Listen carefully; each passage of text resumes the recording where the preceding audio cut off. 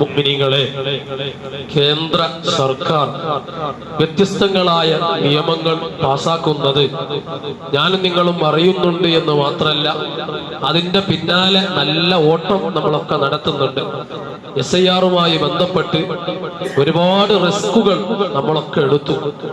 അതിൻ്റെയൊക്കെ പ്രയാസം എന്നാൽ ഇപ്പോഴും ലക്ഷക്കണക്കിന് ആളുകൾ വോട്ടർ പട്ടികയിൽ പേരില്ലാതെ പ്രയാസപ്പെടുന്നുണ്ട് എന്നറിയുമ്പോൾ ഇനി അതിൽ പേര് കിട്ടാൻ, പേര് വരാൻ അവരെവിടൊക്കെ ഓടണം എന്നറിയൂല. ഏതായിരുന്നാലും ചുരുക്കി പറഞ്ഞാൽ ഇത്തരത്തിലുള്ള നിയമങ്ങളും കാര്യങ്ങളും വന്നുകൊണ്ടേയിരിക്കുകയാണ്. ഇന്ന് ഡിസംബർ 5 ഇന്നും നാളത്തോടുകൂടെ പൂർത്തിയാക്കേണ്ട ഒരു വലിയ സംഗതിയുണ്ട്. അതായത് വഖഫുമായി ബന്ധപ്പെട്ട കാര്യമാണ്. നമ്മുടെ രാജ്യത്തെ മുഴുവൻ വഖഫ് സ്വത്തുക്കളും ഉമീദ് പോർട്ടിൽ രജിസ്റ്റർ ചെയ്യേണ്ട സമയമാണ്, അവസാന സമയം. ഉമീദ് പോർട്ടിൽ രജിസ്റ്റർ ചെയ്തിട്ടില്ലെങ്കിൽ ഇതൊക്കെ അന്യാധീനപ്പെട്ടു പോകും, നഷ്ടപ്പെട്ടു പോകും എന്നൊക്കെ പറയപ്പെടുന്നു.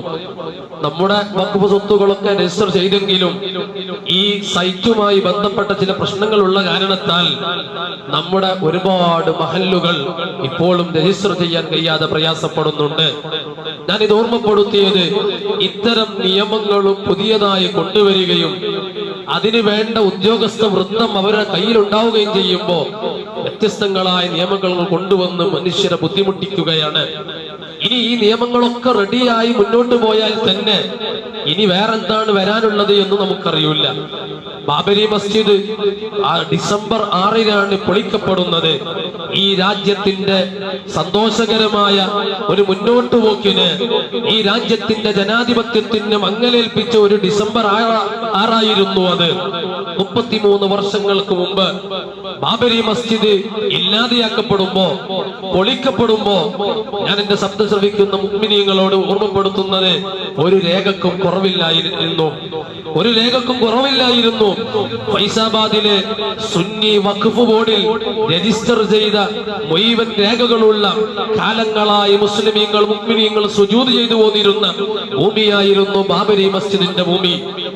എന്നാൽ അതും ഈ രേഖകളൊക്കെ ഉണ്ടായിരിക്കെ തകർക്കപ്പെട്ടു എന്ന് പറയുമ്പോ വ്യത്യസ്തങ്ങളായ നിയമങ്ങൾ പാസാക്കുന്നു. അതിലൂടെ പാവപ്പെട്ട മനുഷ്യരെ ഉന്മൂലനം ചെയ്യുന്നു. എന്നാൽ ഇവിടെ വേറെത്ര മതങ്ങളുണ്ട്, അവർക്കെത്ര ആരാധനാലയങ്ങളുണ്ട്, വേറെന്തെല്ലാം സംഘടനകളുണ്ട്, അവർക്കെന്തെല്ലാം കേന്ദ്രങ്ങളുണ്ട്. അവർക്കൊന്നുമില്ലാത്ത നിയമങ്ങളാണ് മുസ്ലിമിന്, ഇസ്ലാമിന് അവരുടെ വഖഫ് സ്വത്തുക്കൾക്ക് കൊണ്ടുവന്നുകൊണ്ടിരിക്കുന്നത്. ഒരു വിഭാഗത്തെ മാത്രം മുന്നിൽ കണ്ടുകൊണ്ടാണെന്ന് നമുക്കറിയാം. എന്തുകൊണ്ടാണ് ഇവിടുത്തെ മസ്ജിദുകളെ, ഇത്തരം കേന്ദ്രങ്ങളെ, ഇസ്ലാമിന്റെ ശിആറുകളെ ഈ രീതിയിൽ നോട്ടമിട്ടുകൊണ്ടിരിക്കുന്നത്?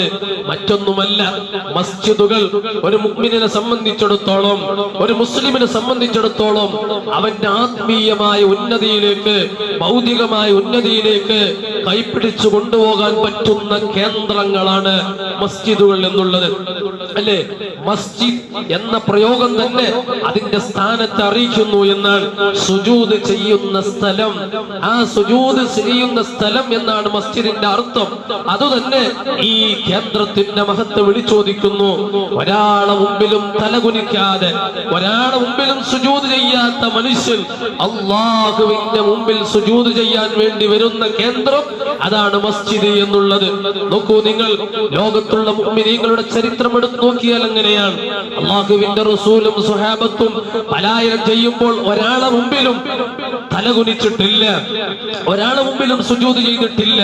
അല്ലാഹുവിന്റെ മുമ്പിലല്ലാതെ ജഅഫർ ഇബ്നു അബീ ത്വാലിബ് റളിയല്ലാഹു അൻഹുവിന്റെ നേതൃത്വത്തിൽ ഹബശയിലേക്ക് പലായനം ചെയ്തപ്പോ നജാശി രാജാവിന്റെ കൊട്ടാരത്തിലേക്ക്, തന്റെ ഉള്ളിലേക്ക്, റൂമിന്റെ അകത്തളത്തിലേക്ക് കയറി ചെല്ലണമെങ്കിൽ സാഷ്ടാംഗ നമിതരായി സുജൂദ് ചെയ്തുകൊണ്ട് കടന്നു ചെല്ലേണ്ടതുണ്ട്. ജഅഫർ ഇബ്നു അബീ ത്വാലിബ് റളിയല്ലാഹു അൻഹുവും അനുയായികളും പറഞ്ഞു, ഇല്ല ഇല്ല, യജമാനനായ റബ്ബിന്റെ മുമ്പിലല്ലാതെ ഞങ്ങൾ സുജൂദ് ചെയ്തിട്ടില്ല, ആ സുജൂദ് അല്ലാതെ ഞങ്ങൾക്കൊരു സുജൂദ് പരിചയമില്ല. അതുകൊണ്ട് രാജാവിന്റെ മുമ്പിൽ സുജൂദ് ചെയ്തിട്ട് കടക്കണമെങ്കിൽ ഞങ്ങൾ കടക്കില്ല, ഞങ്ങൾ അതിന് മുതിരില്ല എന്ന് പറഞ്ഞ് പിന്നോട്ടടിക്കുകയും തർക്കത്തിന്റെ അവസാനം എന്നാൽ നിങ്ങൾ സുജൂദ് ചെയ്യേണ്ടതില്ലെന്ന് പറഞ്ഞപ്പോ നിവർന്നു നിന്നുകൊണ്ടാണ് ജഅഫർ ഇബ്നു അബീ ത്വാലിബ് റളിയല്ലാഹു അൻഹു അനുയായികളും നജാശി രാജാവിന്റെ അരികിലേക്ക് കടന്നു വരുന്നത്. നോക്കൂ നിങ്ങൾ, ഈ സുജൂദിന് വലിയ സ്ഥാനമുണ്ട്. ഈ സുജൂദ് ചെയ്യുന്ന മസ്ജിദുകൾക്ക് സ്ഥാനമുണ്ട്. അതിൽ നിന്നു മുഴങ്ങുന്ന ബാങ്കോളികൾക്ക് വലിയ സ്ഥാനമുണ്ടെന്ന് നമ്മൾ മനസ്സിലാക്കണം. ഈ മസ്ജിദുകൾക്ക് പരിശുദ്ധമായ ഖുർആനും തിരുസുന്നത്തും വിളിക്കപ്പെട്ട മറ്റൊരു പേരാണ് ബൈത്തുല്ലാഹി, അള്ളാഹുവിന്റെ വീട് എന്നുള്ളത്. അല്ലെ, അള്ളാഹുവിലേക്ക് ചേർത്തി പറഞ്ഞു എന്ന് തന്നെയാണ് ആ പേരിന്റെ വലിയ മഹത്വം. കലാമുല്ലാഹി എന്ന് നമ്മൾ കേട്ടിട്ടുണ്ട് ഖുർആനിനെ കുറിച്ച്. മറ്റു കലാമുകളെക്കാളും ഉന്നതിയിലെത്തിയത് അള്ളാഹുവിലേക്ക് ആ പേരിനെ ചേർത്തപ്പോഴാണ്. ഇതുപോലെ മറ്റു ബൈത്തുകളെക്കാളും ഈ ബൈത്തിനെ ശ്രേഷ്ഠമാക്കിയത് അള്ളാഹുവിലേക്ക് ഇതിനെ ചേർത്ത് പറഞ്ഞപ്പോഴാണ്. മഹാന്മാർ അത് പറഞ്ഞു വെച്ചതായി കാണാം. താബഈ പണ്ഡിതനായ മഹാനായ അംർ ഇബ്നു മൈമൂൻ റളിയല്ലാഹു അൻഹു പറയുന്നുണ്ട്, അദ്റക്തു അസ്ഹാബ റസൂലില്ലാഹി സ്വല്ലല്ലാഹു അലൈഹി വസല്ലം, ഞാൻ ഒരുപാട് റസൂലുള്ളാഹിന്റെ സ്വഹാബത്തിനെ കണ്ടുമുട്ടിയിട്ടുണ്ട്. വഹും യഖൂലൂൻ, അവർ ഒന്നടങ്കം പറഞ്ഞത് എനിക്കറിയാം, അൽ മസാജിദു ബുയൂത്തുല്ലാഹ്, മസ്ജിദുകൾ അല്ലാഹുവിന്റെ വീടുകളാണ്. മസ്ജിദുകൾ, പള്ളികൾ അല്ലാഹുവിന്റെ ബൈത്തുകളാണ്. വഇന്നഹു ഹഖ്ഖുൻ അലല്ലാഹി അൻ യുക്രിമ മൻ സാറഹു ഫീഹാ, ആ പള്ളിയിൽ വരുന്ന മനുഷ്യർക്ക്, ഇബാദത്തുകൾക്ക് വരുന്ന മനുഷ്യർക്ക്, ആ പള്ളിയിൽ വന്നു പോകുന്നവരുടെ പേരിൽ അല്ലാഹുവിന് വലിയ ഹഖ്ഖുണ്ട് എന്ന് മഹാന്മാര് പഠിപ്പിച്ചു വെച്ചത് നമുക്ക് കാണാൻ കഴിയും. അപ്പൊ അല്ലാഹുവിന്റെ ഭവനം, ഈ ഭവനത്തിന് വലിയ മഹത്വങ്ങളുണ്ട്. ഞാൻ ഓർമ്മപ്പെടുത്തുന്നത് മുഅ്മിനീങ്ങളെ, ഈ ഭവനങ്ങളെ, മസ്ജിദുകളെ, അല്ലാഹുവിന്റെ ബൈത്തുകളെ നമുക്ക് പരിപാലിക്കൽ നമ്മുടെ ഉത്തരവാദിത്തമാണ്.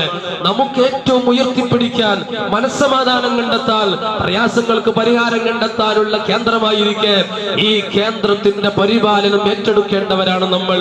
മസ്ജിദുകളുടെ പരിപാലനം രണ്ടു തരത്തിൽ നമുക്ക് പറയാം. ഒന്ന്, അതിന്റെ ബാഹ്യമായ പരിപാലനം. അതേതാണ്? പള്ളി ഉണ്ടാക്കുന്നു, അറ്റകുറ്റപ്പണികൾ നടക്കുന്നു, പുനർനിർമ്മാണത്തിന്റെ സമയം വരുമ്പോൾ പുനർനിർമ്മാണം നടത്തുന്നു, അതുപോലെ വൃത്തികേടുകൾ വൃത്തിയാക്കുന്നു, ഇങ്ങനെ തുടങ്ങി പള്ളിക്ക് വേണ്ടതൊക്കെ ചെയ്തു കൊടുക്കുന്നതാണ് ബാഹ്യമായ പരിപാലനം. എന്നാൽ ആത്മീയപരമായ മറ്റൊരു പരിപാലനമുണ്ട്. അതാണ് പള്ളിയിലെ ജമാഅത്തുകളെ ഹയാത്താക്കുക, പള്ളിയിലേക്ക് വരിക, ഇവിടെ നടക്കുന്ന ഇൽമിന്റെ സദസ്സുകൾ പങ്കെടുക്കുക, അതിനെ സജീവമാക്കുക, പള്ളികൾ കേന്ദ്രീകരിച്ച് നടക്കുന്ന പ്രോഗ്രാമുകളെ നല്ല വിജയത്തിലേക്ക് എത്തിക്കുക, മുൻപന്തിയിൽ ഉണ്ടാവുക എന്നത് ആത്മീയമായ പരിപാലനത്തിൽപ്പെട്ടതാണ്. ഈ രണ്ട് പരിപാലനത്തിലും ഞാനും നിങ്ങളും മുൻപന്തിയിൽ ഉണ്ടാവണം. അല്ലാഹു തൗഫീഖ് നൽകുമാറാവട്ടെ. പള്ളിയുടെ പരിപാലനം നടത്തുന്നവരെ കുറിച്ച് പരിശുദ്ധമായ ഖുർആൻ പറഞ്ഞിട്ടുണ്ട്, ഇന്നമാ യഅ്മുറു മസാജിദല്ലാഹ്, അല്ലാഹുവിന്റെ മസ്ജിദുകളെ, പള്ളികളെ പരിപാലനം ചെയ്യുന്നവർ അവരാരാണ്? മൻ ആമന ബില്ലാഹ്, മൻ ആമന ബില്ലാഹി, അല്ലാഹുവിനെ കൊണ്ട് വിശ്വസിക്കുന്നവരാണവർ, വൽ യൗമിൽ ആഖിർ, അന്ത്യനാൾ കൊണ്ട് വിശ്വസിക്കുന്നവരാണവർ, ആഖിറം കൊണ്ട് വിശ്വസിക്കുന്നവരാണവർ, വഅഖാമസ് സ്വലാത്ത, നിസ്കാരം നിലനിർത്തുന്നവരാണവർ, വആതസ് സകാത്ത, സകാത്ത് കൊടുത്തു വിട്ടുന്നവരാണവർ, പള്ളി പരിപാലിക്കുന്നവർ, വലം യഖ്ശ ഇല്ലല്ലാഹ്, അവർക്ക് മുമ്പിൽ അല്ലാഹുവിനെ അല്ലാതെ മറ്റൊരാളെയും ഭയമില്ല, അല്ലാഹുവിനെ അല്ലാതെ മറ്റൊരാളെയും ഭയമില്ല എന്ന് പറയുമ്പോൾ പള്ളി പരിപാലിക്കുന്നവന് മറ്റാരെങ്കിലും പേടിയുണ്ടെങ്കിൽ, മറ്റാരെങ്കിലും ഭയമുണ്ടെങ്കിൽ അവൻക്കനുസരിച്ച് പള്ളിയെ കൊണ്ടുപോകേണ്ടി വരും. അരുതായ്മകൾ പള്ളിയുമായി ബന്ധപ്പെട്ട് പള്ളിയിൽ നടമാടും. അതുകൊണ്ട് അവർക്ക് അല്ലാഹുവിനെ അല്ലാതെ പേടിയുണ്ടാകാൻ പാടില്ല. വലൻ യഖ്ശ ഇല്ലല്ലാഹ്, അവർക്ക് അല്ലാഹുവിനെ അല്ലാതെ ഭയമില്ല. ആ മനുഷ്യർ സന്മാർഗം സിദ്ധിച്ചവരാണ്, അവർ മുഹ്തദീങ്ങളാണെന്ന് പരിശുദ്ധമായ ഖുർആൻ പറയുമ്പോ മുഅ്മിനീങ്ങളെ, പള്ളിയുടെ പരിപാലനം നടത്തുന്നവരുടെ ക്വാളിറ്റി ഇതാണ്. ഒന്നുകൂടെ കയറി പറഞ്ഞാൽ മഹാന്മാര് പഠിപ്പിച്ചിട്ടുണ്ട്. ഹബീബ് മുഹമ്മദ് റസൂലുള്ളാഹി സ്വല്ലല്ലാഹു അലൈഹി വസല്ലം തങ്ങൾ പറഞ്ഞു, പള്ളിയുമായി ബന്ധപ്പെടുക, അതിന് സേവനം ചെയ്യുക, അതിന്റെ കാര്യങ്ങൾ മുന്നിട്ട് നിൽക്കുക എന്നത് നിന്റെ ജീവിതത്തിൽ വലിയ നേട്ടങ്ങൾ ഉണ്ടാക്കി തീർക്കുമെന്നാണ്. നിസ്കാരത്തിന് ശേഷം അല്പം പള്ളിയിൽ ഇരിക്കുക എന്നത്. എങ്ങനെ? നിസ്കാരത്തിന് ശേഷം പെട്ടെന്ന് ഓടിപ്പോകുക എന്നല്ല പറഞ്ഞത്. നിസ്കാരത്തിന് ശേഷം സലാം വീട്ടി അല്പനേരം പള്ളിയിൽ ഇരിക്കുക എന്നത്. അതുപോലെ ജമാഅത്തുകൾക്ക് വേണ്ടി പള്ളിയിലേക്ക് വരിക എന്നതും കടുത്ത പ്രയാസം നേരിടുന്ന സമയം, വല്ലാത്ത തണുപ്പുള്ള രാത്രികളിൽ, വല്ലാത്ത തണുപ്പുള്ള സമയങ്ങളിൽ ബുദ്ധിമുട്ട് അനുഭവിക്കുമ്പോഴും പൂർണ്ണമായി വുളൂ എടുത്തുകൊണ്ട് ഇസ്ബാഗുൽ വുളൂ ചെയ്യുന്ന മനുഷ്യൻ. ഈ മൂന്ന് പേർ വമൻ ഫഅല ദാലിക്, ഈ മൂന്ന് കാര്യവും ചെയ്താൽ ആശ ബിഖൈരിൻ വമാത ബിഖൈരിൻ. എന്തൊരു പ്രയോഗ മുത്തുനബി നടത്തിയത്. ആശ ബിഖൈർ, ഖൈറിലായി അവന്റെ ജീവിതം മുന്നോട്ട് പോകും. വമാത ബിഖൈർ, ഖൈറിലായി കൊണ്ടവൻ മരണപ്പെടുകയും ചെയ്യും. നോക്കൂ, മരിച്ചിട്ടില്ല, അതിന്റെ മുമ്പ് തന്നെ ഈ ആളുകൾക്ക് സർട്ടിഫിക്കറ്റ് ലഭിക്കാണ്.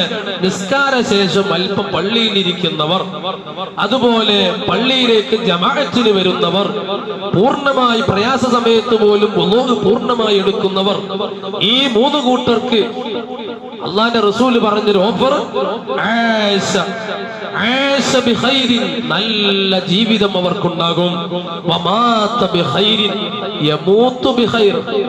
യമൂത്തു എന്ന് പ്രയോഗിച്ചിട്ടില്ല, മുളാരിയിലേക്ക് വന്നിട്ടില്ല. മാത്ത, അവരങ്ങനെയാ മരിക്കുക. ഈ മനുഷ്യർക്ക് അങ്ങനെയാ നല്ല മരണം ഉണ്ടാകുക എന്ന് ഹബീബ് മുഹമ്മദുർ റസൂലുള്ളാഹി സ്വല്ലല്ലാഹു അലൈഹി വസല്ലം. അല്ലാഹു നമുക്ക് തൗഫീഖ് നൽകുമാറാവട്ടെ. അപ്പോൾ പള്ളിയുമായി ബന്ധപ്പെടുന്നവർക്ക്, ശുഹലാകുന്നവർക്ക്, പള്ളിയുമായി ഹൃദയബന്ധമുള്ളവർക്ക് ലഭിക്കുന്ന നേട്ടങ്ങളാണ്. ഒന്നുകൂടെ പറഞ്ഞു, മഹാന്മാര് പറഞ്ഞു വെച്ചു, ഹിസൂനുൽ മുഅ്മിനി സലാസത്തുൻ, മുഅ്മിനായ മനുഷ്യന്റെ രക്ഷ, സംരക്ഷണം, അത് മൂന്ന് കാര്യങ്ങളിൽ പറഞ്ഞു. ഒന്ന് അൽ മസ്ജിദ്, ഒന്ന് പള്ളിയാണ്. വദിക്റുല്ലാഹി, രണ്ട് അല്ലാഹുവിന്റെ ദിക്ർ ചൊല്ലലാണ്. വതിലാവത്തുൽ ഖുർആൻ, മറ്റൊന്ന് ഖുർആനിന്റെ പാരായണമാണ്. ഇത് നമുക്കുള്ള വലിയ സംരക്ഷണമാണ് എന്ന് മഹാന്മാര് പഠിപ്പിക്കുമ്പോ മുഅ്മിനീങ്ങളെ നമ്മൾ ആ പറഞ്ഞതനുസരിച്ച് ദീനിന്റെ വലിയ ശിഅറായ അല്ലാഹുവിന്റെ ഭവനങ്ങളെ നല്ലതുപോലെ ഇമാറത്ത് ചെയ്ത് പരിപാലിച്ചു കൊണ്ടു നടക്കാൻ ഞാനും നിങ്ങളും മുൻപന്തിയിൽ ഉണ്ടാവണം. ഇത്തരം ആളുകൾ വ്യത്യസ്തങ്ങളായ നിയമങ്ങളുമായി വരുമ്പോ അവരൊക്കെ പോരാടാൻ, അവരോടൊക്കെ ഈ രൂപത്തിൽ പ്രതികരിക്കാൻ നമുക്ക് കഴിയണം. അല്ലാഹു സുബ്ഹാനഹു വ തആല അതിനൊക്കെ നമുക്ക് തൗഫീഖ് നൽകുമാറാവട്ടെ. അല്ലാഹുവേ, ഖൈറായ കാര്യങ്ങൾ മുന്നിൽ നിൽക്കാൻ ഞങ്ങൾക്ക് തൗഫീഖ് നൽകണേ റഹ്മാനെ. നിന്റെ മസ്ജിദുകളെ മനസ്സറിഞ്ഞ് പരിപാലിക്കുന്നവരെ കൂട്ടത്തിൽ ഞങ്ങളെയൊക്കെ നീ ഉൾപ്പെടുത്തണേ അല്ലാഹ്. അതുമൂലം ഞങ്ങളുടെ ദുനിയാവും ആഖിറവും നീ വിജയിപ്പിച്ചു തരണേ റഹ്മാനെ. ഞങ്ങൾക്കൊക്കെ ആഫിയത്തുള്ള ദീർഘ ആയുസ് നൽകണേ അല്ലാഹ്. പെട്ടെന്നുള്ള മരണങ്ങൾ, അപകടങ്ങളെ തൊട്ട്, മാരകമായ രോഗങ്ങളെ തൊട്ട് ഞങ്ങൾക്ക് നീ കാക്കണേ റഹ്മാനെ. ആഖിബത്ത് നന്നാക്കി തരണേ റഹ്മാനെ. അല്ലാഹ്, ഞങ്ങളിൽ നിന്ന് മരണപ്പെട്ടു പോയവർ, ഞങ്ങളെ ഖബർസ്ഥാനിലുള്ളവർ, ഞങ്ങളുടെ മാതാപിതാക്കളിൽ, ഉസ്താദുമാരിൽ നിന്ന്, സ്ഥാപന സഹകാരികളിൽ നിന്ന് ആരൊക്കെ ഖബറിലുണ്ടോ ആ ഖബറുകളിലേക്കൊക്കെ ഈ ദിവസത്തിന്റെ മഹത്വം കൊണ്ട് ഞങ്ങൾ ചെയ്ത ഖൈറാത്തുകളുടെ മിസ്ലു സവാബിനെ നീ എത്തിച്ചു കൊടുക്കണേ റഹ്മാനെ. സ്വർഗ്ഗത്തിൽ ഒരുമിച്ച് കൂട്ടണേ അല്ലാഹ്. അല്ലാഹുമ്മ റബ്ബനാ تقبل منا إنك أنت السميع العليم وتب علينا إنك أنت التواب الرحيم. آمين برحمتك يا أرحم الراحمين ببركته. صلى الله على محمد صلى الله عليه وسلم. صلى الله على محمد صلى الله عليه وسلم. اللهم صل على محمد يا رب صل عليه وسلم.